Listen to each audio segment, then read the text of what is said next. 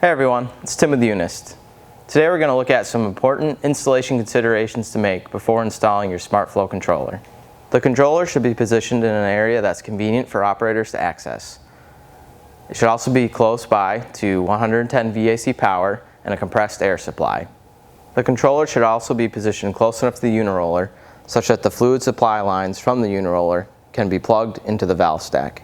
There are a few control signals that should be tied into the press control.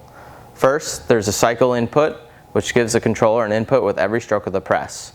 Alternatively, this could come from a rotation sensor on the uniroller. Second, there's an alarm interlock relay on the controller that can be used to stop the press in event of any alarm conditions on the supply system. Finally, there's a run signal input that tells the controller when the press is supposed to be running. Once the system is in place and connected, follow the easy-to-use menu structure to set up the installation settings and to program your first job.